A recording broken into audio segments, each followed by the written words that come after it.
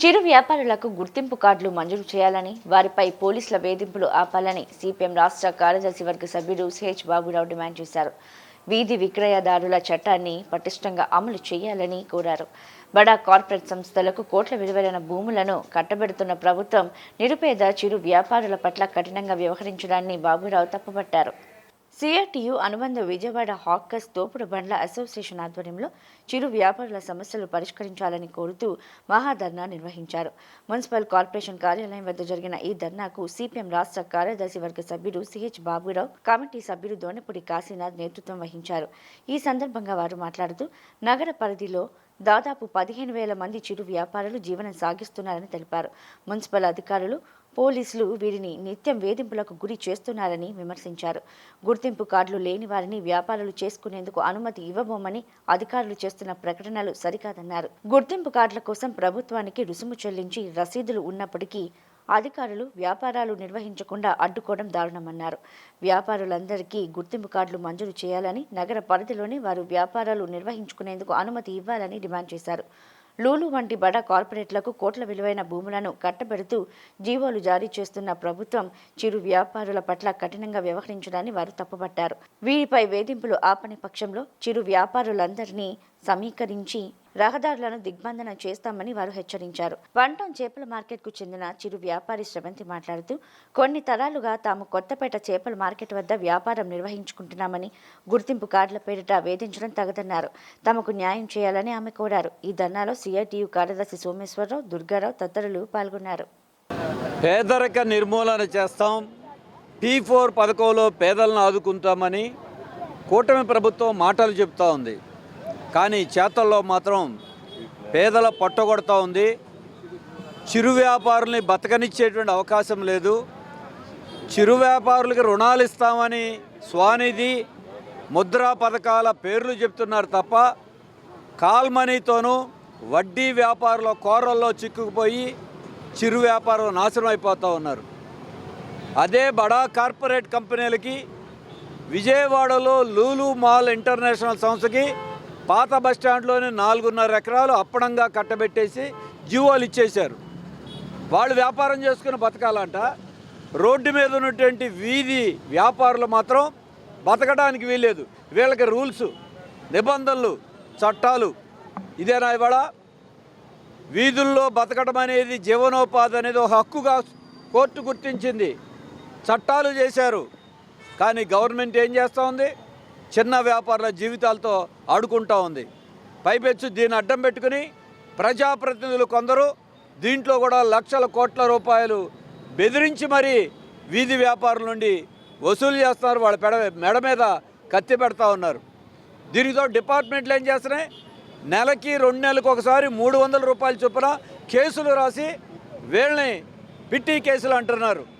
ఇంకోవైపున రకరకాల డిపార్ట్మెంట్లు మిమ్మల్ని తీసేస్తామని బెదిరించడం, ఏ పూటకు ఆ పూట ఏమవుతుందో దిక్కు మొక్కు లేక ఉంది. ఇప్పటికే రిలయన్స్, మెట్రో, ఆన్లైన్ వ్యాపారాలు వచ్చిన తర్వాత రోడ్ల మీద అమ్ముకునేటువంటి వ్యాపారస్తులు కూడా నాశనం అయిపోయారు.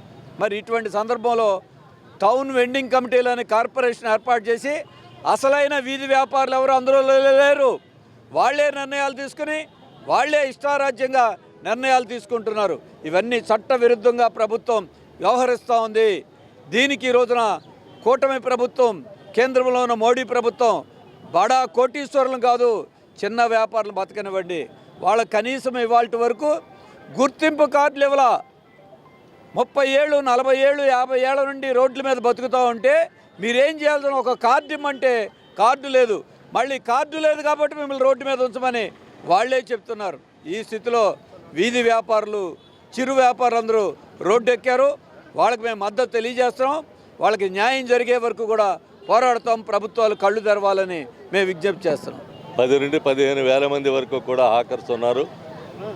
చిరు వ్యాపారులు కానీ, తోపుడు బండ్ల మీద వ్యాపారం చేసుకునేటువంటి వాళ్ళు కానీ, తట్టా పొట్టా లాంటి దీంట్లో అమ్ముకునేటువంటి వాళ్ళు కానీ మొత్తం కలిపితే సుమారుగా 15,000 మంది ఉంటారని చెప్పనేటువంటిది ఒక అంచనా. ఇందులో ప్రధానమైనటువంటి ముఖ్యమైన సెంటర్లు, కూడలి ప్రదేశాల్లో వ్యాపారాలు చేసుకునేటువంటి వాళ్ళ మీద దాడులు, దౌర్జన్యాలు పెరిగిపోతూ ఉన్నాయి.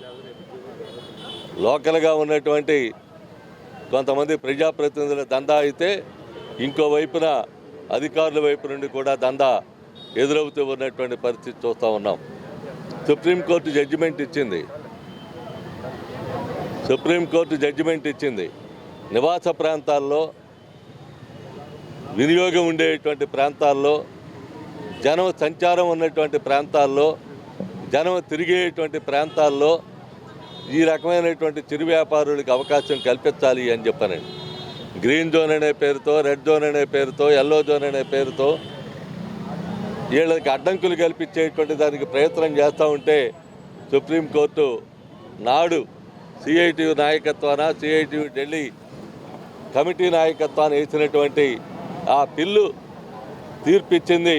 దాని ప్రకారం వచ్చినటువంటి తీర్పుని దేశవ్యాప్తంగా అప్లై చేయమనమని చెప్పి సుప్రీంకోర్టు కోరుతూ ఉంది. ఆ తీర్పుని ఉల్లంఘించి చిరు వ్యాపారుల మీద, తోపుడు బళ్ళు అమ్ముకునేటువంటి వాళ్ళ మీద, చిన్న వ్యాపారస్తుల మీద దాడులు పెరిగేటువంటి దానికి, దాడులు చేసేటువంటి దానికి ప్రయత్నం చేస్తూ ఉన్నటువంటి దుర్మార్గమైనటువంటి పరిస్థితి ఈరోజు ముఖ్యంగా విజయవాడ నగరంలో. మీరు గుర్తింపు కార్డులు ఎవరు? ఆఖరి గుర్తింపు కార్డు అని చెప్పనే చట్టబద్ధమైనటువంటి హక్కు అది. ఆ చట్టబద్ధమైనటువంటి హక్కుని కాదని చెప్పి గుర్తింపు కార్డు అని చెప్పనేటువంటిది ఇవ్వకుండా డబ్బులు కట్టి 200 రూపాయలు కట్టించుకున్నటువంటి వందల సంఖ్యలో ఉన్నటువంటి వాళ్ళకి కార్డు ఇవ్వకుండా డబ్బులు ఏమైపోయినాయి అని అడుగుతున్నాం. రసీదులు ఉన్నాయి, ఆఖర్ల దగ్గర రసీదులు ఉన్నాయి. రసీదులు ఉన్నా కూడా గుర్తింపు కార్డు ఇవ్వడానికి ఏమొచ్చిందని చెప్పనేటువంటి అడుగుతున్నాం. అంతేకాదు చిరు వ్యాపారులుగా ఉన్నటువంటి వీళ్ళు సామాన్య మధ్యతరగతి, సగటు మధ్యతరగతి ప్రజానీకానికి సంబంధించి, దిగువ మధ్యతరగతి ప్రజానీకానికి సంబంధించి సరుకు కొనుక్కోవటానికి లేదా వ్యాపారం చేసుకునేటువంటి వాళ్ళ దగ్గర సరసమైనటువంటి ధరలకి సరుకు లభించేటువంటి దానికి అవకాశం ఉన్నటువంటి వర్గం ఈ హాకర్స్. అంటే అందరూ షాపింగ్ మాల్స్కి వెళ్ళారు, అందరూ పెద్ద పెద్ద మాల్స్లోకి వెళ్ళి వినియోగించుకునేటువంటి పరిస్థితి లేదు. కాబట్టి సామాన్య మధ్యతరగతి ప్రజానీకానికి అందుబాటులో ఉండేటువంటి వీళ్ళని ఊరికి చివర తరివేద్దామని చెప్పనేటువంటి ఆలోచన, ఊరు చివర ఉంచాలని చెప్పనేటువంటి ఆలోచన చేయటం అంటే ఇంతకంటే దారుణం ఇంకోటి లేదు. కాబట్టి ఒకటి ఫస్ట్ డిమాండ్ గుర్తింపు కార్డులు ఇవ్వాలి. అది బిసెంట్ రోడ్ కావచ్చు, విజయవాడ నగరంలో ఉన్నటువంటి అనేక ప్రాంతాల్లో, అనేక కోడలి ప్రదేశాల్లో వ్యాపారాలు చేసుకునేటువంటి వాళ్ళకి ఖచ్చితంగా గుర్తింపు కార్డు ఇవ్వాలి అని చెప్పనేటువంటి డిమాండ్ ముందుకొచ్చింది. రెండో వైపున రసీదులు ఇచ్చి డబ్బులు కట్టి కార్పొరేషన్లకి రసీదులు తీసుకునేటువంటి వాళ్ళు ఉన్నారు. వాళ్ళకి గుర్తింపు కార్డులు ఇవ్వడంలా వాళ్ళకి గుర్తింపు కార్డులు ఇవ్వాలి.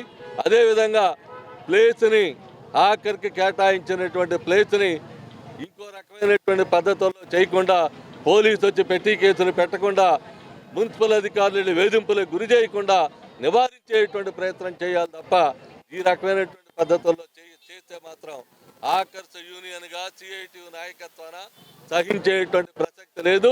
వీధుల్లోకి వస్తాం, 15,000 కుటుంబాలని రోడ్డు మీద నిలబెడతాం, దిగ్బంధనం చేస్తామని చెప్పనేటువంటిది కూడా ఈ సందర్భంగా తెలియజేస్తూ మా సమస్యలు పరిష్కారం చేయండి, మా సమస్యలు పరిష్కారం కాకపోతే వీధుల్లోకి వచ్చి వీధి పోరాటం చేస్తామని చెప్పనేటువంటిది కూడా ఈ సందర్భంగా తెలియజేస్తూ అధికారులకు మెమరాండం ఇవ్వబోతా ఉన్నాం.